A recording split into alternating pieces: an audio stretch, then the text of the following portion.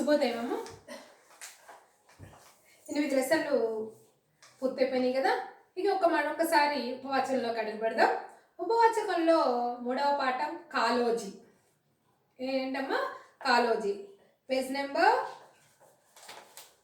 148. Page number 148.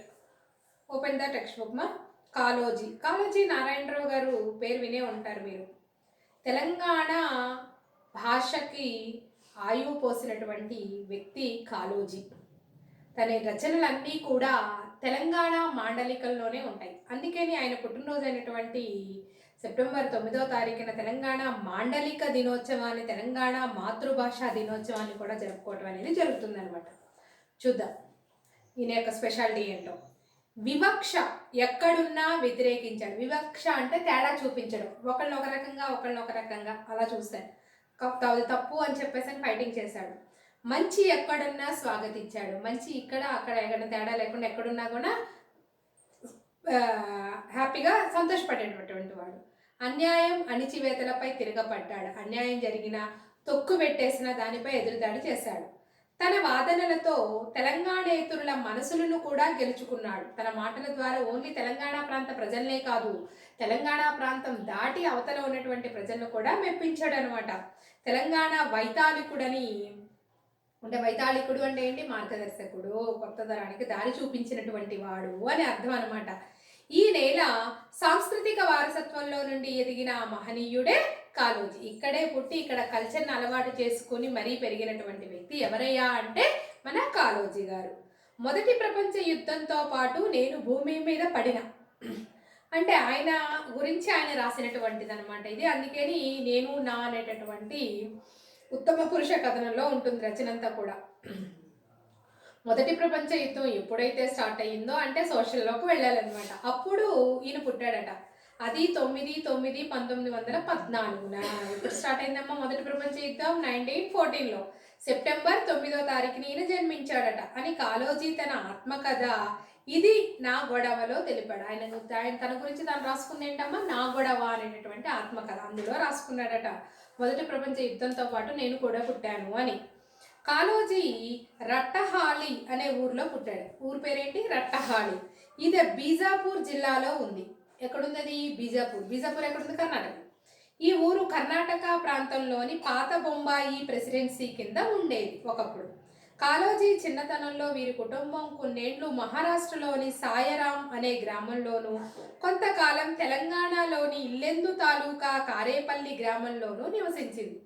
ఈయన చిన్నప్పుడు కొంతకాలం పాటు మహారాష్ట్రలో సాయిరాం అనేటటువంటి ఊర్లో ఉండేవాళ్ళు. తర్వాత తెలంగాణ ప్రాంతంలో ఇల్లెందు తాలూకా కారేపల్లి గ్రామంలో కూడా ఉన్నారట. 1917 వరకు కాలోజీ కుటుంబం హనుమకొండలో ఉండేది. 1917 వరకు ఎక్కడ ఉండేవాళ్ళు? హనుమకొండలో. తరువాత మడికొండకు మారడం జరిగింది. ఎక్కడికి మారాడు? మణికొండ.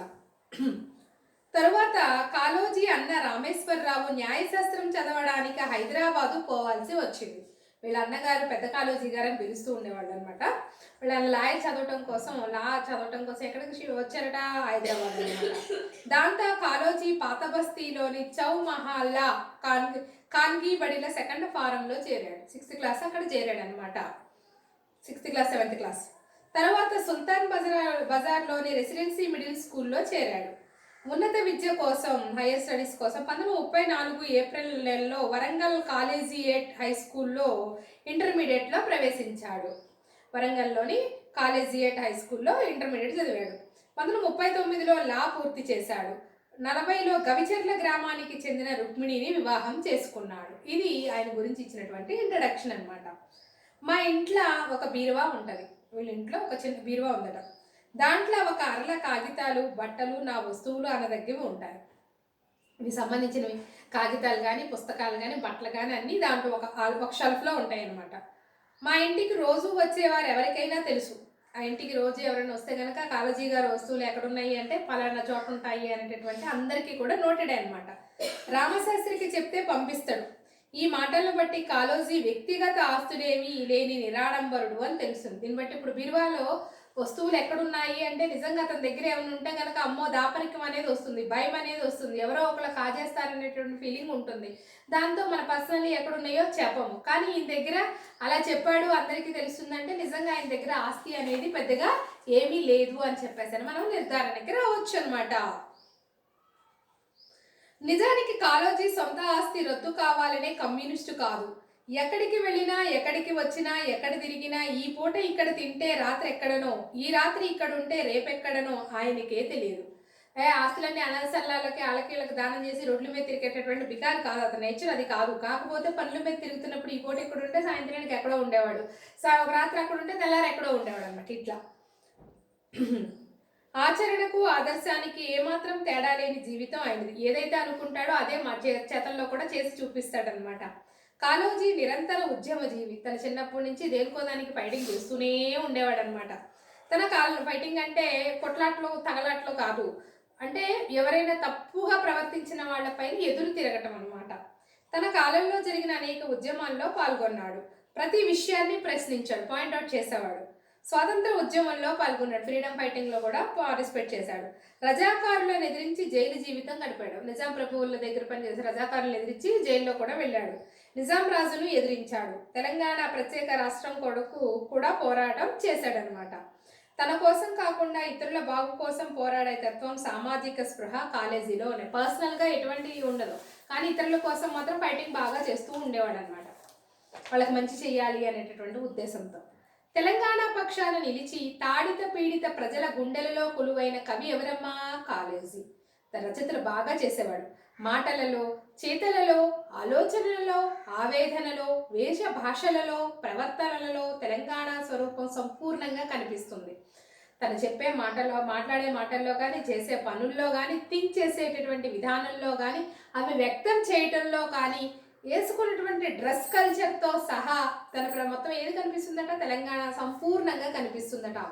దాశరథి అన్నట్లు తెలంగాణ ఆధునిక సాహిత్య ముఖద్వారం కాళోజీ.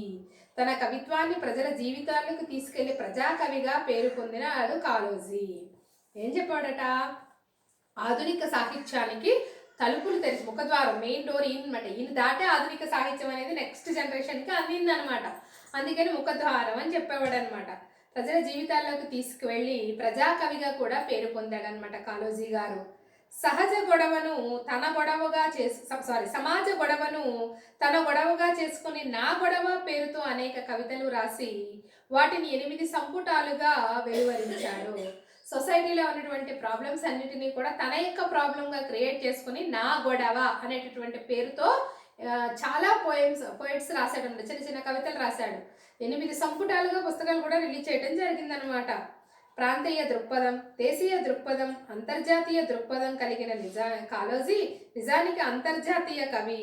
లోకల్లో చోటు చేసుకున్న పరిస్థితులు తెలుసు, దేశంలో చోటు చేసుకున్న పరిస్థితులు తెలుసు, ప్రపంచంలో చోటు చేసుకున్న పరిస్థితులు తెలుసు. అయినప్పటికీ కూడా ఈయన అంతర్జాతీయ కవిగా పేరు పొందాడనమాట. నిరంకుశ రాజ్యాల మీద తన జీవితాంతం కత్తి పోరాడినాడు కాళోజీ. నిరంకుశ రాజ్యాలు అంటే వాళ్ళు చెప్పిందే వేదం, వాళ్ళు చెప్పిందే వినాలి, వాళ్ళు కూర్చోమంటే కూర్చోవాలి, నిజంకుంటే కూర్చోవాలి, వాళ్ళు దాటి ఏది కూడా మనం ఫాలో అవ్వకూడదు అనమాట. అలాంటి వాటిపైన తన కత్తితో పోరాడినటువంటి వ్యక్తి కాళోజీ అనమాట. అందుకే రాజకీయాలతో, ప్రజా ఉద్యమాలతో మమేకమైన కాళోజీ కవిత్వాన్ని తెలుగునాట ప్రజలు ఆదరించారు. అందుకే రాజకీయాలతో పాటు అలాగే ప్రజా ఉద్యమాలతో పాటు ఈయన రాసినటువంటి కవితలకు లింక్ ఉండటం వల్ల అందరూ కూడా చాలా ఆదరంగా తీసుకోవడం జరిగింది. రజాకారులపై ఆయన కోపానికి పరాకాష్ఠగా చేరిన కవిత కాటేసి తీరాలే. అందులో కసి తెలంగాణ ప్రజలందరిది. వాళ్ళు చేసినటువంటి నిజాం ప్రభువులు చేసినటువంటి ఆకృత్యాలకు వ్యతిరేకంగా కవితలు రాస్తే అందులో ఎంత ఆయన రాసినటువంటి కవిత చూస్తే కేవలం ఆయన ఒక్కడికి కసి కాదు, తెలంగాణ ప్రజలందరిలో నిజాం ప్రభువులు ఉన్నటువంటి కసి అంతా కూడా మనకు కనిపిస్తూ ఉంది. మన పిల్లలను చంపి మనల బంధించిన మానవాధములను, మండలాధీశులను మరిచిపోకుండా గుర్తుంచుకోవాలి. కసి ఆరిపోకుండా బుసగొట్టుసుండాలి. కలంబు రాగానే కాటేసి తీరాలి.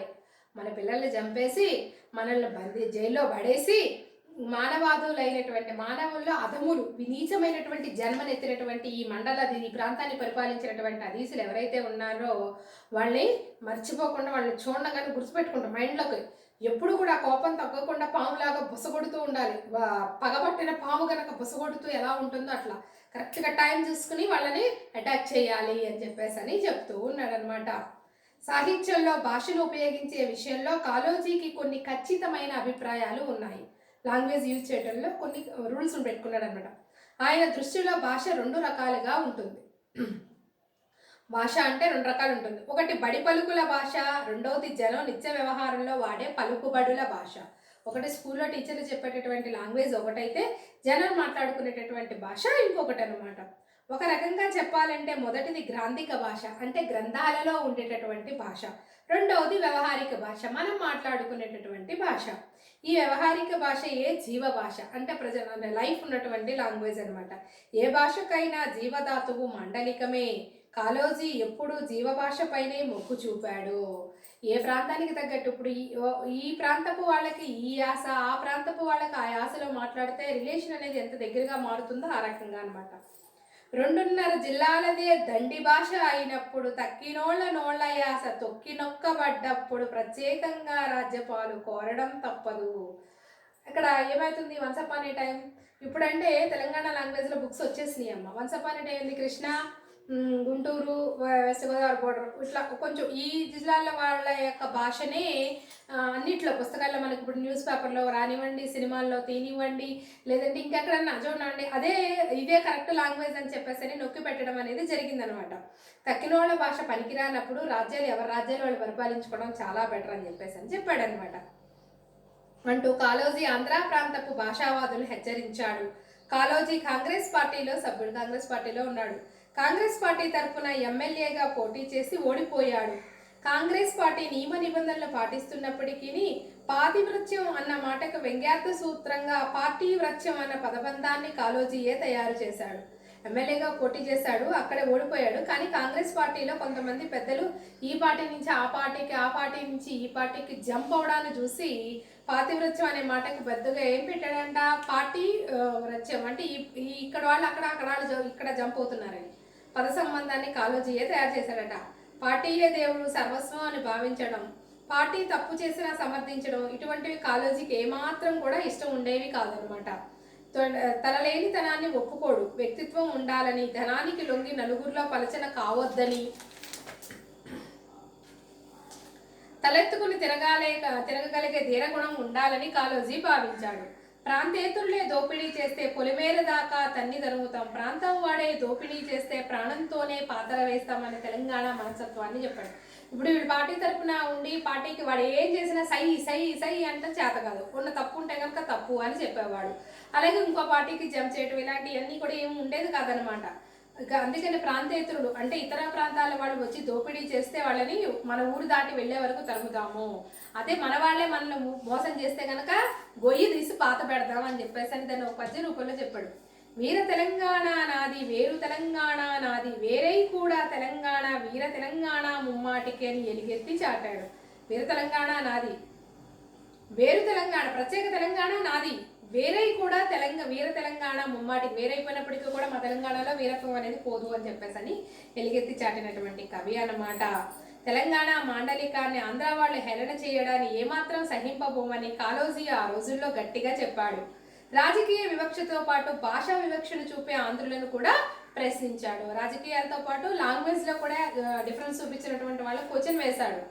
తెలంగాణ ప్రజలు సల్పు తెలంగాణ ఉద్యమాన్ని రౌడీ అలజడలంటూ బాపులూదిడి ఆంధ్రుల దెంతపాటి సభ్యత అంట, తెలంగాణ యాసనెప్పుడు ఈసడించు భాషీయులు సుహృద్భావన ఎంతని అని ప్రశ్నిస్తూ కవిత్వం రాశాడు. తెలంగాణ ప్రజలు చేసేటటువంటి తెలంగాణ ఉద్యమాన్ని రౌడీ అలజడులు అని చెప్పేసి అని పేరు పెట్టారు కదా అని బూరలు మరి పలికారు కదా, వాళ్ళది ఏ పార్టీ సభ్యత్వం అని చెప్పేసి అన్నాడు. తెలంగాణ యాసని ఎప్పుడు కూడా ఇదేం లాంగ్వేజ్ అని తిట్టుకునేటటువంటి భాషీయులకి వాళ్ళ మనసు ఎంత సున్నితంగా ఉంటుంది, ఎంత మంచి హృదయం వాళ్ళది అని చెప్పేసి అని చెప్పుకుంటూ వచ్చాడనమాట.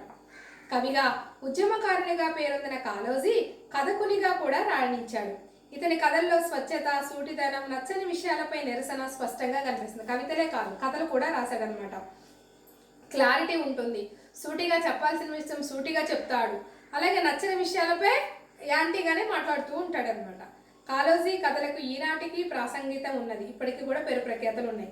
మతం పేరిట, కులం పేరిట మనుషుల్ని హీనంగా చూడటం, అవమానించడం ఎంత దారుణమో చెప్పాడు. మతం పేరు చెప్పి, కులం పేరు చెప్పి, ప్రాంతం పేరు చెప్పి కానీ తిట్టుకుంటూ ఉంటారు, హీనంగా చిన్నగా చీప్గా చూస్తూ ఉంటారు కదా, వాళ్ళని ఎంత అవమానిస్తే ఎంత దారుణమో చెప్పాడు అనమాట.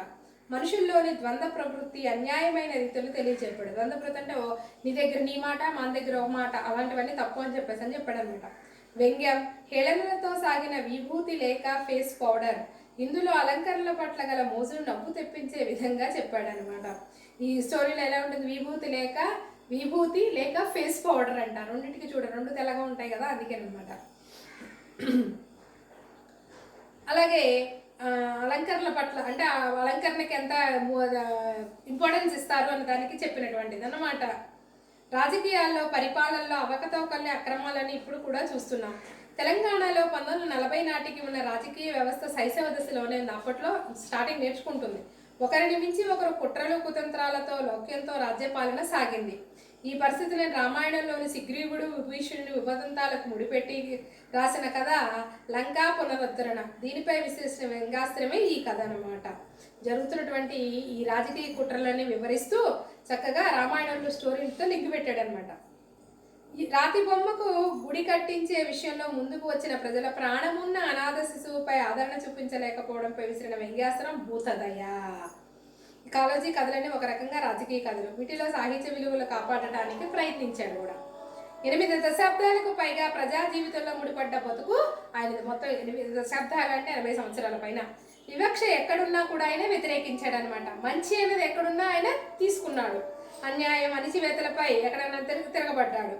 ఆలోచించగలవారు ఆయన వాదనలో సమర్థల్ని గుర్తించారు. ఈయన కరెక్టే మాట్లాడుతున్నాడు అనే విషయాన్ని పాయింట్ అవుట్ చేశారు.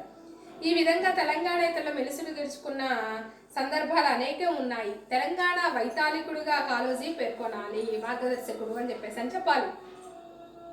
ఈ నేల సాంస్కృతిక వారసత్వంలో నుంచి ఆయన ఎదిగాడనమాట. మనుషుల్ని ఆయన అర్థం చేసుకున్న తీరు చాలా విశిష్టంగా ఉంటుంది. ఆయన చాలాసార్లు ప్రహ్లాద చరిత్ర కథ చెప్పేవాడు. ఆ కథ ఆయనకు నచ్చింది. తండ్రి హిరణ్యకశిపుని నిరంకుశత్వాన్ని అతని చిన్న వయసులోనే ప్రాణాలకు తెగించి ఎదిరించిన ప్రహ్లాదుడి పాత్ర ఆయనకు చాలా బాగా ఇష్టం అన్నమాట.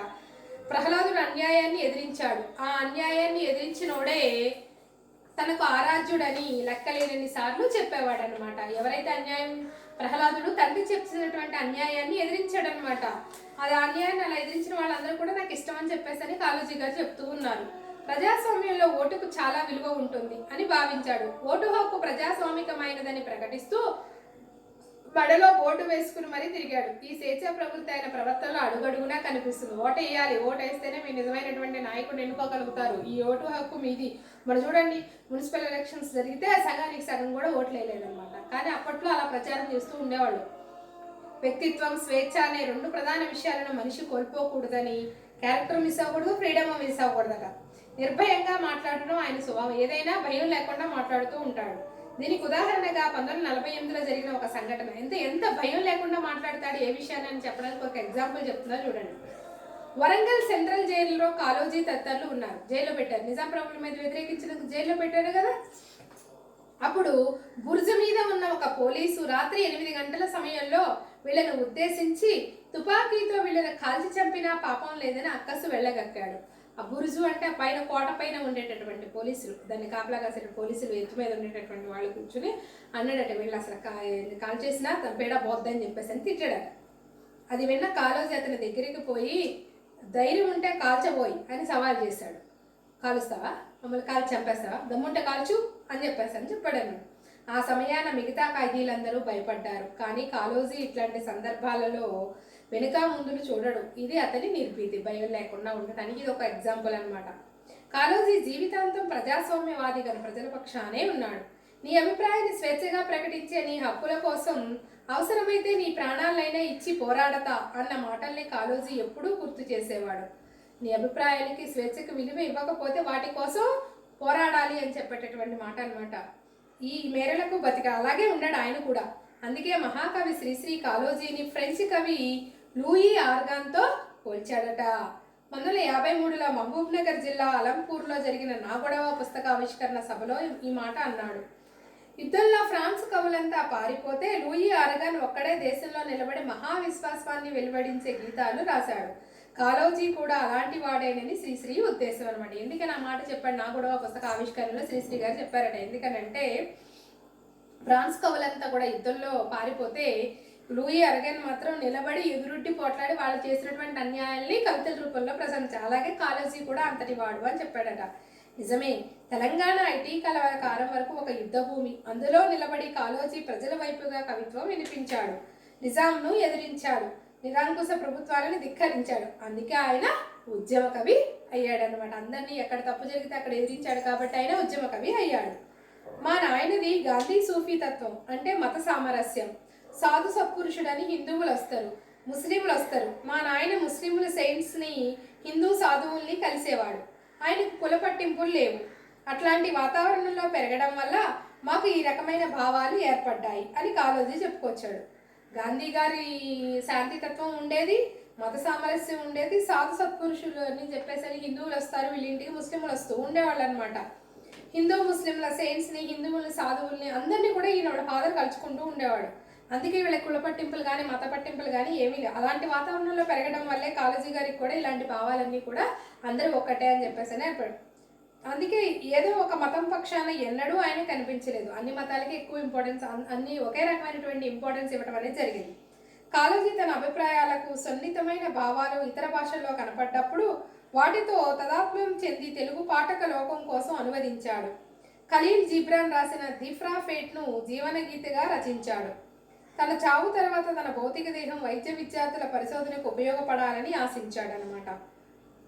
చనిపోయిన తర్వాత వైద్య ఉంటారు కదా డాక్టర్, మెడిసిన్ చదివేవాళ్ళు, వాళ్ళ ప్రయోగాలకి నా దేహాన్ని అప్పగించండి అని చెప్పేసి అని చెప్పుకొచ్చాడు.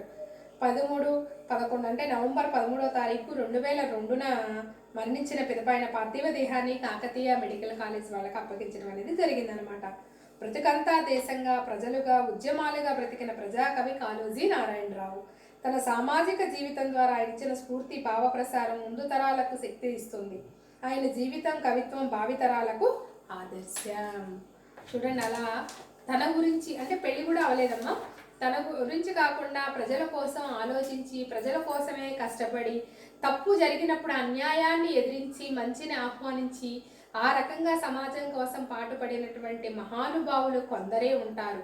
ఆ కొందరిలో ఈ తెలంగాణ ప్రాంతాల్లో కాళోజీ గారిని ముందు వరుసలో మనం నిలబెట్టవచ్చు అనమాట. Understood children's? This is Kaloji. Kaloji గురించి మీకు తెలిసిన విషయాలు రాయండి, లేదంటే కాళోజీ గురించి సంక్షిప్తంగా రాయండి. కాళోజీ గురించి సంక్షిప్తంగా రాయండి. ఇది క్వశ్చన్. ఈ ప్రశ్నకు సమాధానం రాసి నాకు పంపించండి. ఓకేనమ్మా? ధన్యవాదాలు.